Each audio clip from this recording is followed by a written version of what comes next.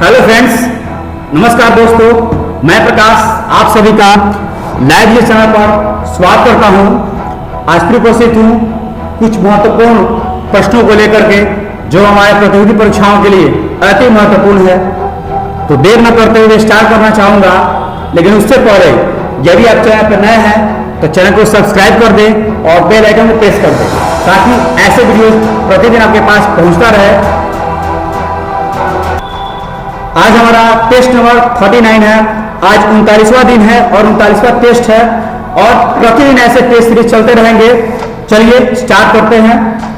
Question number first, किस साल कांग्रेस और मुस्लिम लीग ने ऐतिहासिक लखनऊ समझौते पर हस्ताक्षर किए?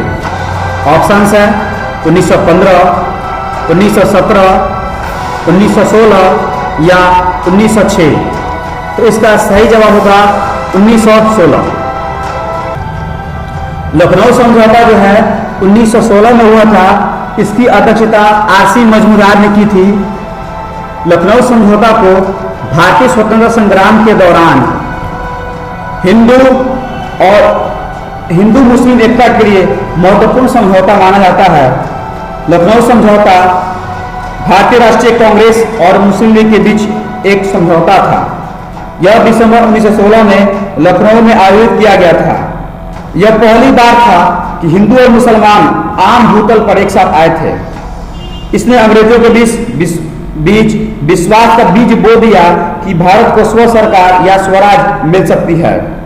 भारतीय राष्ट्रीय कांग्रेस के लखनऊ अधिवेशन की अध्यक्षता अंबिकाचरण मजमूदार ने की थी और यह 1916 के लखनऊ संधि के नाम से प्रसिद्ध है, क्योंकि इस सत्र में एक और महत्वपूर्ण घटना घटी थी।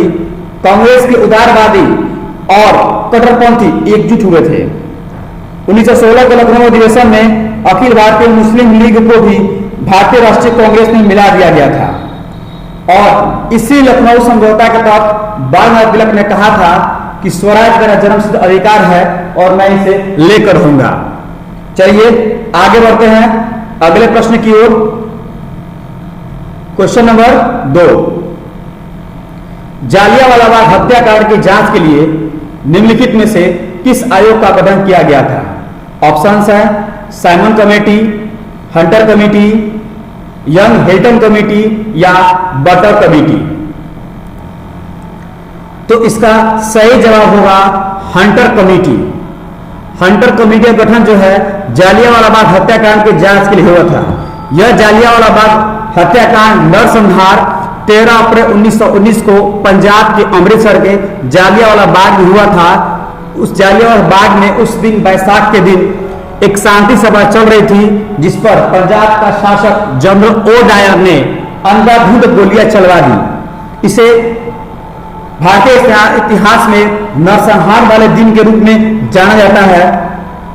गांधी जी ने इस हादसे की जांच की मांग की थी, तो इस हादसे की जांच के लिए एक कमेटी का गठन किया गया जिसका नाम दिया गया साइमन कमेटी, हंटर कमेटी इसका नाम दिया गया। चलिए आगे बढ़ते हैं। क्वेश्चन नंबर 3, 1908 में बाल गंगाधर तिलक को 6 साल की कैद हुई थी और उन्हें खाली जगह भेज दिया गया, यानी किस जेल में भेजा गया? ऑप्शंस है मद्रास, यरवदा, सिंगापुर या मांडले। तो इसका सही जवाब होगा मांडले। बाल गंगाधर तिलक को लोकमान्य तिलक के रूप में जाना जाता है और उनका एक प्रसिद्ध नारा है कि स्वराज मेरा जन्मसिद्ध अधिकार है और मैं इसे लेकर रहूंगा। उन्होंने होम रूल लीग की स्थापना भी की थी 1916 में। 3 जुलाई 1908 को बाल गंगाधर तिलक को अंग्रेजों ने राजद्रोह के आरोप में गिरफ्तार कर लिया और बर्मा के मांडले में 1908 से लेकर 1914 तक तिलक को 6 साल की सजा सुनाई गई थी।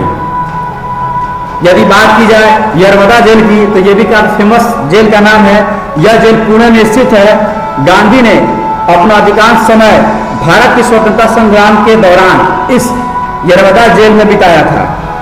अंग्रेजों द्वारा राजद्रोह के आरोप में गांधी जी को कई बार गिरफ्तार किया गया था। चलिए आगे बढ़ते हैं। क्वेश्चन नंबर 4, निम्नलिखित में से कौन सा स्थान भूदान आंदोलन से जुड़ा हुआ है? ऑप्शंस है वारंगल, पोचमपल्ली, रायपुर या मेरुडमिल्ली।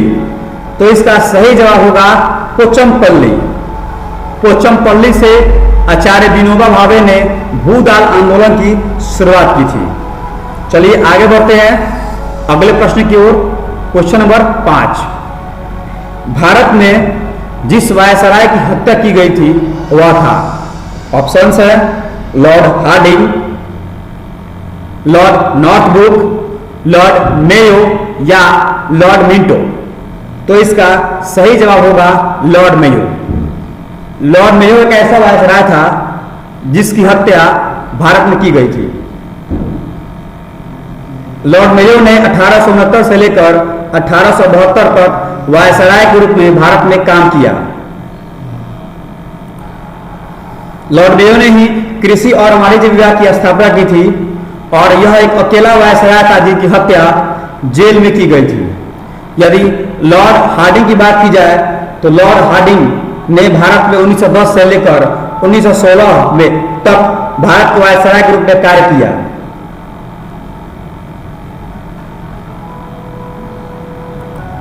लॉर्ड मिंटो की बात की जाए तो लॉर्ड मिंटो 1905 से लेकर 1910 तक वायसराय के रूप में काम किया। इन्हीं के समय स्वदेशी आंदोलन हुआ था। 1906 में मुस्लिम लीग की स्थापना हुई थी। इसके अलावा सूरत का विभाजन 1907 में इसी काल में हुआ था। मार्ले मिंटो सुधार अधिनियम 1909 में इसी के कार्यकाल में आया हुआ था। और यदि लॉर्ड नॉर्थब्रुक की बात की जाए तो इन्होंने भारत के वायसराय के रूप में 1872 से लेकर 76 तक काम किया। इन्हीं के कार्यकाल के दौरान पंजाब में कूका आंदोलन विद्रोह हुआ था। चलिए आगे बढ़ते हैं। क्वेश्चन नंबर 6, राष्ट्रीय स्वयंसेवक संघ की स्थापना किस वर्ष हुई थी? ऑप्शंस है 1922, 1923, 1925 या 1926। तो इसका सही जवाब होगा 1925। राष्ट्रीय स्वयंसेवक संघ की स्थापना 27 सितंबर 1925 को नागपुर में हुई थी। इसकी स्थापना डॉक्टर केशव बलिराम हेडगेवार ने की थी। यह हिंदुत्व की विचारधारा पर पाया गया था। मोहन मधुकर भागवत राष्ट्रीय स्वयंसेवक संघ के वर्तमान संघ चालक प्रमुख हैं, जिनका नाम शॉर्ट में मोहन भागवत कहा जाता है। चलिए आगे बढ़ते हैं। क्वेश्चन नंबर 7, निम्नलिखित बुद्धिजीवियों में से किसने भारतीयों के लिए भारत का नारा दिया था? काफी महत्वपूर्ण क्वेश्चन है ये कि भारतीयों के लिए भारत का नारा किसने दिया था? ऑप्शंस है स्वामी विवेकानंद, दयानंद सरस्वती, बंकिम चंद्र चटर्जी और बाल गंगाधर तिलक। तो इसका सही जवाब होगा स्वामी दयानंद सरस्वती। इन्होंने ही नारा दिया था भारतीयों के लिए भारत। स्वामी दयानंद सरस्वती को भारत का मार्टिन लूथर कहा जाता है। आगे बढ़ते हैं। Question number 8, the discovery of India किसके द्वारा लिखा गया था? ऑप्शंस है आर.सी. मजूमदार, जवाहरलाल नेहरू, महात्मा गांधी या सरोजिनी नायडू। तो इसका सही जवाब होगा Jawaharlal Nehru. The discovery of India Jawaharlal Nehru द्वारा लिखी गई पुस्तक है। यदि बात की जाए आर.सी. मजूमदार की तो आर.सी. मजूमदार ने प्राचीन Bharat an advance history of India पुस्तक लिखी है। महात्मा गांधी की बात की जाए तो सत्य के साथ मेरे प्रयोग, हिंद स्वराज, ये महात्मा गांधी की प्रमुख लेखनी है। सरोजिनी नायडू की बात की जाए तो सरोजिनी नायडू ने the golden threshold, the bird of time, the village इत्यादि पुस्तकें लिखी है। चलिए आगे बढ़ते हैं सेकेंड लास्ट क्वेश्चन की ओर। क्वेश्चन नंबर 9, संयुक्त राष्ट्र महासभा की पहली महिला अध्यक्ष कौन थी? ऑप्शंस है विजय लक्ष्मी पंडित, सरोजिनी नायडू, लता मंगेशकर या जयललिता। तो इसका सही जवाब हो गया विजया लक्ष्मी पंडित। विजया लक्ष्मी पंडित एक भारतीय राजनयिक और राजनीतिज्ञ थी और ये संयुक्त राष्ट्र महासभा की पहली महिला अध्यक्ष बनी थी। यदि बात की जाए सरोजिनी नायडू की, तो सरोजिनी नायडू एक भारतीय राजनीतिक कार्यकर्ता थी और कांग्रेस की पहली भारतीय महिला अध्यक्ष बनने का श्रेय सरोजिनी नायडू को प्राप्त है। यदि आपसे क्वेश्चन करेगा कि कांग्रेस की प्रथम महिला अध्यक्ष, तो आपका जवाब होगा श्रीमती एनी बेसेंट। लेकिन यदि आपसे क्वेश्चन करता है कि भारत की पहली महिला कांग्रेस अध्यक्ष, तो आपका जवाब होगा सरोजिनी नायडू। इन्हें नाइटिंगेल ऑफ इंडिया के नाम से जाना जाता है। रविन्द्रनाथ टैगोर ने इन्हें कोकिला, भारत की कोकिला उपाधि दी थी। एक और सवाल बनता है कि भारत में राज्यपाल का पद संभालने वाली पहली महिला, तो आपका जवाब होगा सरोजिनी नायडू और यूपी की प्रथम राज्यपाल बनी थी। यदि लता मंगेशकर की बात की जाए तो क्वीन ऑफ मेलोडी के रूप में जाना जाता है लता मंगेशकर को। भारत की स्वर कोकिला कहा जाता है। 2001 में इन्हें भारत रत्न से सम्मानित किया गया था।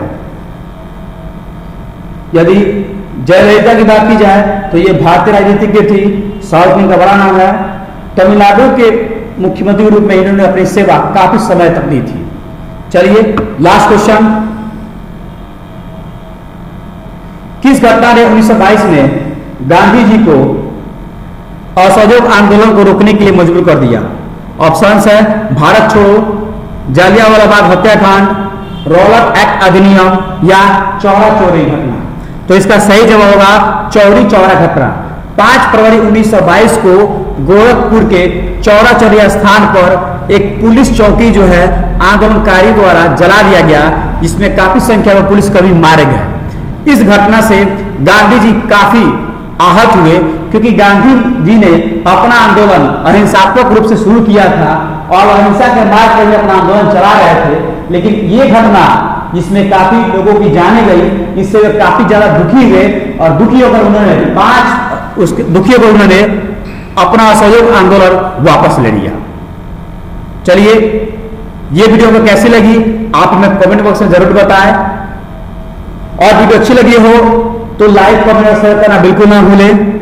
बाकी अगले एपिसोड टेस्ट नंबर 40 के लिए बने रहिए आगे। फिर कल मिलते हैं कुछ नए प्रश्नों के साथ। Okay, thank you.